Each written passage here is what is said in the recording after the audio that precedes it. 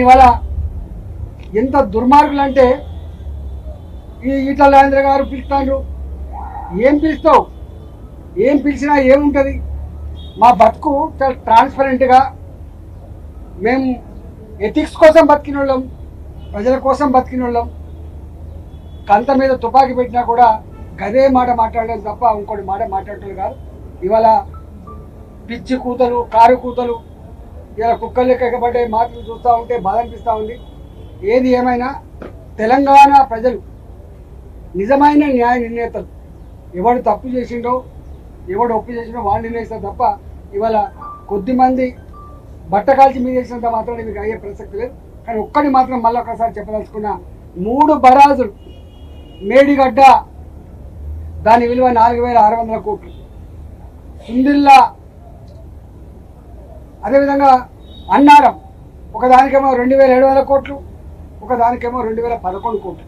నేను ఒకటే కాంగ్రెస్ పార్టీని డిమాండ్ చేస్తా ఉన్నా, భారతీయ జనతా పార్టీ ఇప్పటికే చెప్పింది నిజాయితీగా ఉండాలని చెప్పి కోరుతుంది. పార్టీ ప్రభుత్వ ధనాన్ని దుర్వినియోగం చేద్దని చెప్పి కోరుతుంది. చట్టాన్ని లోబడి ఉండాలని చెప్పి కోరుతుంది. నీకు ఇచ్చిన కర్తవ్యాన్ని ఒక ప్రజలకు బాధ్యతతో పనిచేయమని చెప్పి కోరుతుంది. ఇవాళ మేము కోరుతా ఉన్నాం.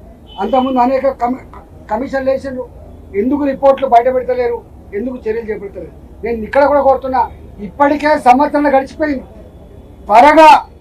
త్వరగా ఈ రిపోర్ట్ను బయట పెట్టండి. త్వరగా నిజంగా ఎవరు బాధ్యులవుతారో వాళ్ళ మీద చర్యలు తీసుకోవాలి తప్ప మీరు తాత్సారం చేసి బట్టగాల్చి మీదేసి వాటిగా రాజకీయ పంపం కట్టుకుంటా అంటే నిన్ను వదిలిపెట్టే ప్రసక్తి లేదు. తెలంగాణ సమాజం నిశ్చితంగా గమనిస్తూ ఉంది. నువ్వు ఏ ఆరోపణలు చేస్తూ ఉన్నావో, ఏ మాటలు మాట్లాడుతున్నావో, ఇవాళ ఆ మాటలకు కట్టుబడి, ఆ ఆరోపణలకు కట్టుబడి రేపు ఆ రిపోర్ట్ను బయటపెట్టు.